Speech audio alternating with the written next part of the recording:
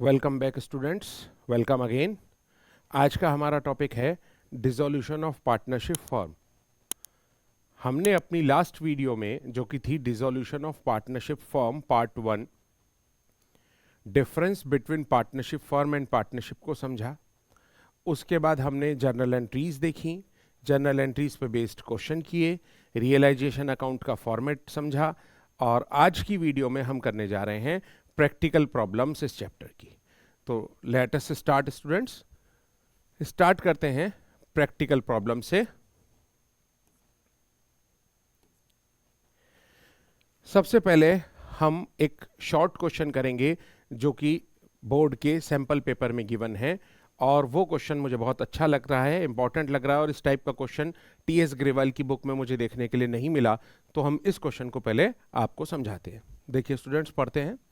Manish, a partner of dissolved firm, was to get as his remuneration 1% of the value of assets realized and 10% of the amount distributed to the partners. Sundry assets realized rupees 5 lakh, creditors to be paid rupees 2,25,000। Student इसको देखिएगा, ये amount एक साथ होनी चाहिए थी but समझ लीजिए आप 2,25,000 है। Cash at bank rupees 5,000।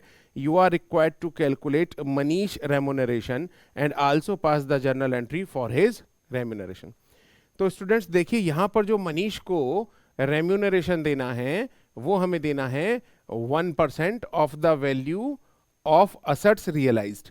Means जब फर्म डिसॉल्व होगी, डिसॉल्व होने के बाद में जो असेट्स रियलाइज होगी उस टोटल अमाउंट का 1% and 10% of the amount distributed to the partners, और पार्टनर्स को जो अमाउंट मिलेगा उसका 10%। तो यहां पर ध्यान देने वाली बात यह है कि पार्टनर्स को जो अमाउंट मिलता है वो बेटा लास्ट में मिलता है। जब कोई फर्म डिसॉल्व होती है तो पहले किसका पेमेंट होता है? आउटसाइड लायबिलिटी का। मींस पहले हमें आउटसाइड लायबिलिटी का पेमेंट करना पड़ेगा, उसके बाद जो अमाउंट पार्टनर्स को पे करने के लिए बचेगी उसका 10% हमें कमीशन देना है। तो ठीक है स्टूडेंट्स, इस क्वेश्चन का सॉल्यूशन देखते हैं और यहीं पर करते हैं आपके सामने इसका सॉल्यूशन। देखिए स्टूडेंट्स, मनीष का कमीशन निकालना है। मनीष कमीशन ऑन असेट्स रियलाइज्ड। देखिए असेट्स रियलाइज कितना गिवन है क्वेश्चन में स्टूडेंट्स? देखिए 5 लाख रुपीज। तो ये हो गया हमारा 5 lakh into 1% which is 5,000 rupees.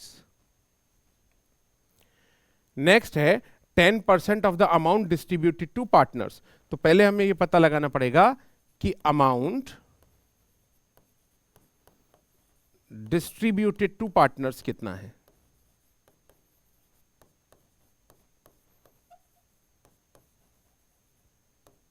देखिए अमाउंट डिस्ट्रीब्यूटेड टू पार्टनर्स कैसे कैलकुलेट करेंगे? 5 लाख रुपीज असेट्स हमारा रियलाइज हुआ, प्लस कैश एट बैंक देखिए कितना है हमारे पास पहले से 5,000, माइनस कितना पेमेंट करना है हमें क्रेडिटर्स को? यहां देखिए 2,25,000, माइनस ये बेटा जो हमने कमीशन कैलकुलेट किया है अभी, मनीष का जो रेम्यूनरेशन है ये भी तो पे करना है बेटा। पहले रेम्यूनरेशन का पेमेंट पहले होता है, तो ये और माइनस होगा, तो हमारे पास जो अमाउंट आएगी वो आएगी 2,75,000। ओके स्टूडेंट्स, यहां पर जो हमें अमाउंट पार्टनर्स को पे करना है वो 2,75,000 पे करना है, मगर उसमें भी एक चीज आपको ध्यान देनी है, इस 2,75,000 में भी अभी मनीष का बचा हुआ रेम्यूनरेशन शामिल है। मनीष को पार्टनर्स को पे की जाने वाली अमाउंट का भी 10% कमीशन मिलेगा। तो इसीलिए अभी मनीष का रेम्यूनरेशन पूरा नहीं हुआ है। मनीष का रेम्यूनरेशन फिर से निकलेगा, मींस कमीशन, और वो जो रेम्यूनरेशन निकलेगा on cash distributed to partners.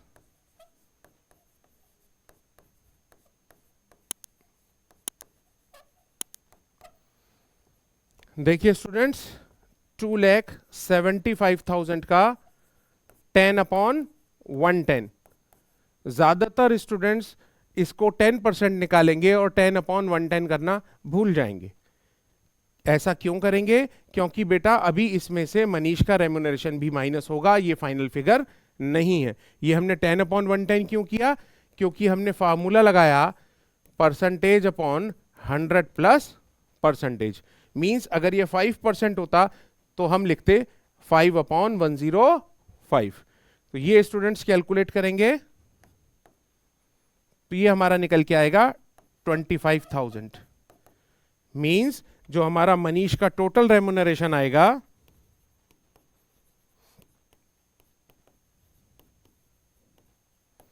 वो निकल कर आएगा 25,000 प्लस 5,000 पहले वाला, 30,000 आंसर। ओके स्टूडेंट्स, तो ये आपने देखा रेम्यूनरेशन बेस्ड एक शॉर्ट क्वेश्चन। अब हम देखेंगे एक लॉन्ग क्वेश्चन। देखिए ये क्वेश्चन आपके सामने है, इसको हम अभी सॉल्व करेंगे। X, Y and Z who were sharing profits in the ratio of 3:2:1 decided to dissolve the firm on 31st March 2025 when their balance sheet was as follows। तो ये बैलेंस शीट दिया हुआ है स्टूडेंट्स, इसके नीचे की adjustments पढ़ते हैं। Following transactions took placed at the time of dissolution, assets realised, tools की अमाउंट दे दी, computer, building, car, goodwill, debtors, creditors accepted stock in settlement of their dues. यहां पर इसको मैं अंडरलाइन करता हूं आपके सामने। देखिए क्रेडिटर्स ने क्या किया, वो स्टॉक ले गए। और हमने अपनी लास्ट वीडियो में बताया था कि अगर किसी लायबिलिटी के पेमेंट में कोई असेट्स दी जाती है तो उसकी कोई भी जर्नल एंट्री पास नहीं होती। मींस इसका हमें कुछ नहीं करना है। There was an unrecorded assets valued at 3,000 which was taken by X for rupees 2,000। एक अनरिकॉर्डेड असेट्स थी जो मिस्टर एक्स 2,000 रुपीज में लेकर चले गए, जबकि उसकी वैल्यू थी 3,000। तो स्टूडेंट्स ये भी हमने आपको बताया हुआ है कि जितने रुपए में कोई असेट्स टेक ओवर की जाती है मींस एग्रीड प्राइस पर ही एंट्री होती है। और आपको ये भी बताया था कि जो हमारी असेट्स टेकन ओवर की एंट्री होती है वो रिकॉर्डेड असेट्स और अनरिकॉर्डेड असेट्स दोनों के लिए ही सेम होती है। तो सेम वही एंट्री पास होगी, means partner capital account debit to realisation account. After that there was an old furniture which had been written off from the books, Y took it for rupees 8,000। अब Y ने ये furniture 8,000 में ले लिया, तो same entry होगी जो बेटा अभी हमने ऊपर की थी अनरिकॉर्डेड असेट्स टेकन ओवर की। इसी तरीके से ये वाई ने टेक ओवर किया है ओल्ड फर्नीचर, इसकी एंट्री भी सेम होगी। फॉर्म हैड टू पे 8,000 for outstanding salary which was not provided earlier. यहां पर देखिए आपको क्या मिल गया, एक अनरिकॉर्डेड लायबिलिटी भी मिल गई, इसका फर्म ने पे कर दिया, तो इसकी एंट्री भी सेम होगी जो रिकॉर्डेड लायबिलिटी के लिए होती है। Prepare realisation account, partner capital और कैश अकाउंट। तो ठीक है स्टूडेंट्स, इस क्वेश्चन को करते हैं। अब इस क्वेश्चन को करने के लिए सबसे पहले क्या करेंगे, एक रियलाइजेशन अकाउंट बनाएंगे और उसमें हम सारी एसेट्स बुक वैल्यू पे ट्रांसफर करेंगे। तो स्टूडेंट्स क्वेश्चन को करना स्टार्ट करते हैं। सबसे पहले हम बनाएंगे एक रियलाइजेशन अकाउंट।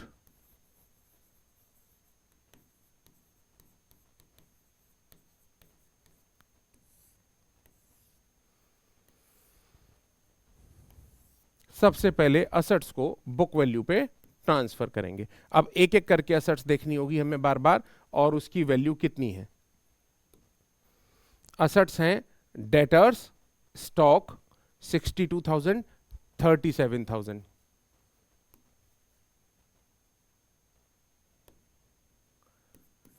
डेटर्स, स्टॉक 62,000 और 37,000। नेक्स्ट आगे देखते हैं असेट्स। उसके बाद कौन सी असेट्स हैं, इसके बाद है हमारा टूल्स 8,000, कार 12,000। Tools 8, car 12।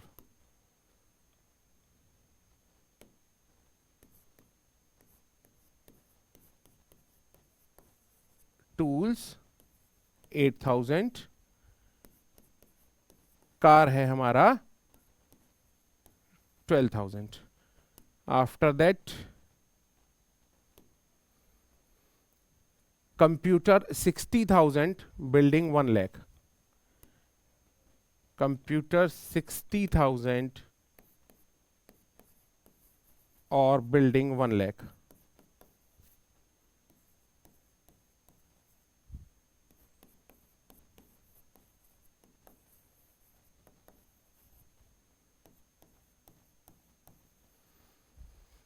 आगे देखते हैं क्वेश्चन। असेट्स को हमने ट्रांसफर कर दिया। अब सेकंड स्टेप स्टूडेंट्स क्या बताया था हमने, लायबिलिटी ट्रांसफर। और लायबिलिटी मुझे एक ही नजर आ रही है, आउटसाइड लायबिलिटी यहाँ 34,000, तो इसको हम ट्रांसफर कर देते हैं।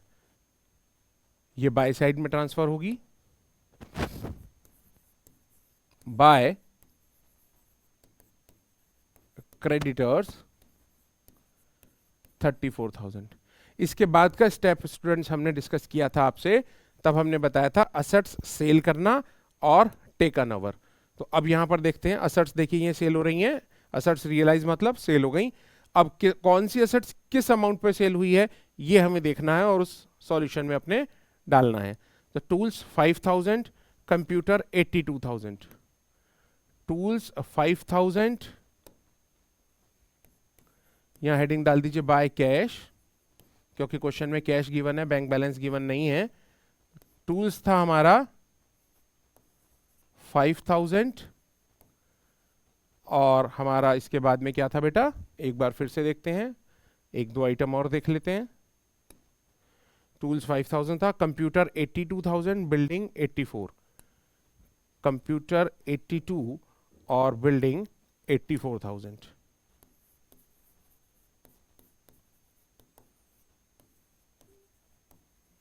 Building 84,000 students. Next after that और आइटम्स देखते हैं। Car 25, goodwill 60, debtors 59।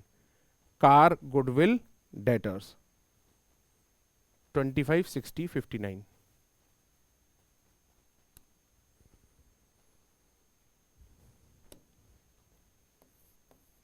Car, goodwill, debtors, ये अमाउंट थी 25, 60,000, 59,000। ठीक है स्टूडेंट्स, अब हम इन सब का टोटल करेंगे। इनका टोटल करेंगे तो 2 और 4 6, 5 11 और 9 2 0, ये आएगा आपका 3,15,000। ठीक है स्टूडेंट्स, ये आपका आएगा 3,15,000। एक बार फिर से वैल्यू चेक कर लेते हैं कि सभी वैल्यू हमने ठीक लिखी है क्या नहीं। 5,000, 82, 84, 25, 60, 59, ठीक है। आफ्टर दैट देखिए, creditors accepted stock in settlement of their dues, इसका हमें कुछ नहीं करना। There was an unrecorded assets valued at 3,000 which was taken over by X, तो एक्स ने ले ली 2,000 पे और वाई ने ओल्ड फर्नीचर लिया है 8,000 पे, तो यहां पर होगा 2,000 और 8,000 by X capital 2,000 rupees by Y capital, और ये आएगा 8,000 रुपीज। ठीक है स्टूडेंट्स, इसको थोड़ा सा ऊपर कर देते हैं जी। आफ्टर दैट लायबिलिटी का पेमेंट, एक ही लायबिलिटी थी इसलिए उसका पेमेंट नहीं होगा, वो स्टॉक ले गया है क्रेडिटर्स। इसके बाद में यहां पर ये लायबिलिटी गिवन है, अनरिकॉर्डेड लायबिलिटी है 8,000 की, आउटस्टैंडिंग सैलरी, इसका भी पेमेंट किया है, तो ये भी आएगी हमारे क्वेश्चन में। यहां पर आएगा टू कैश ब्रैकेट में आउटस्टैंडिंग सैलरी 8,000। दोनों साइड का टोटल करेंगे, टोटल करके हम इसको आंसर को निकालेंगे और आंसर निकालने के बाद जो भी आएगा उसे प्रॉफिट शेयरिंग रेशो में डिवाइड कर देंगे। ठीक है स्टूडेंट्स, तो यहाँ पर अब टोटल करेंगे, टोटल करके आंसर कैलकुलेट करेंगे। आंसर हमें मालूम है, आंसर आएगा हमारा to profit transferred to partners capital account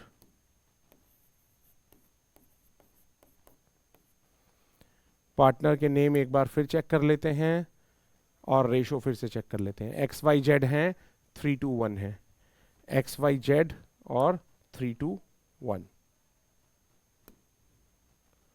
x Y Z और 72,000 का प्रॉफिट आएगा।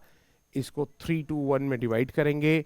जब इसको 3:1 में डिवाइड करेंगे तो ये आएगा आपका 36,000, 24,000 एंड 12,000। स्टूडेंट्स, अब हम देखते हैं पार्टनर कैपिटल अकाउंट। पहले इसको मूव करके थोड़ी जगह बनाते हैं अपने लिए, थोड़ा इसको ऊपर करके लेके जाते हैं। ठीक है, अब करते हैं पार्टनर्स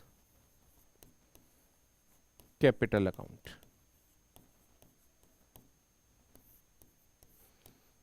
पार्टनर्स कैपिटल अकाउंट, 3 हमारे पार्टनर हैं, X Y and Z. 3 partner X Y and Z. सबसे पहले ओपनिंग बैलेंस नोट करेंगे। ओपनिंग बैलेंस हमारा क्वेश्चन में एक बार देखते हैं कितना ओपनिंग बैलेंस गिवन है स्टूडेंट्स। 120, 90, 60।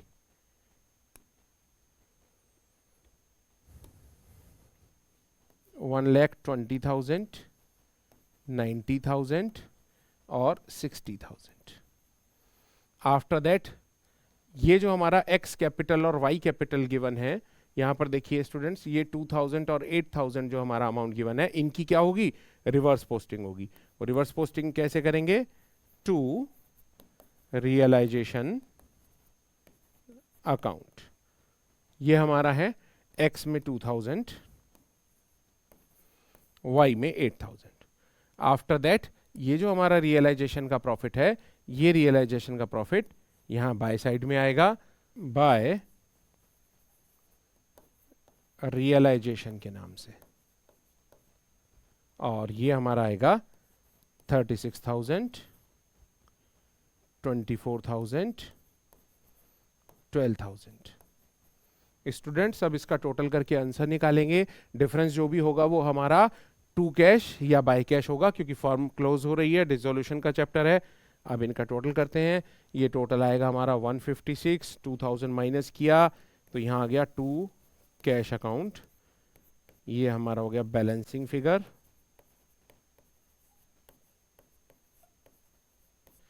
और ये हमारा अमाउंट हो गया 54,000। 90, 20 कितना, 110, 114, 114 में से 8 गया तो 1,06,000। और ये हो गया 60 और 12, 72,000। तो स्टूडेंट्स, ये हमने बनाया अभी पार्टनर कैपिटल अकाउंट। अब हम बनाएंगे एक कैश अकाउंट, और कैश अकाउंट का टोटल अगर इक्वल आता है, इट मींस कि हमारा क्वेश्चन बिल्कुल सही है। एक बनाएंगे यहां पर कैश अकाउंट।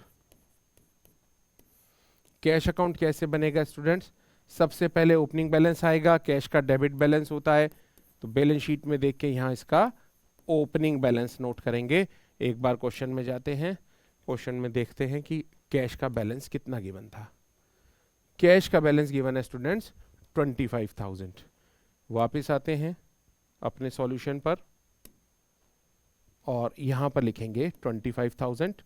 बाकी सब कुछ हमें अपने सॉल्यूशन से ही देखना है।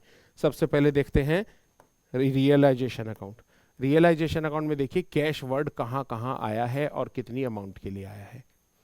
अगर मैं क्रेडिट साइड की बात करूं तो बाय कैश यहां पर आया है 3 लाख, यहां पर आया है 3,15,000। ठीक है, 3,15,000 रुपये आया है, और यहां पर 8,000 आया है। दो ही जगह अमाउंट मुझे कैश की नजर आ रही है, 3,15,000 और 8,000। तो ये हो जाएगा हमारा यहां पर टू रियलाइजेशन अकाउंट 3,15,000 ब्रैकेट में लिखते हैं assets realized. After that, by realization account payment of liability.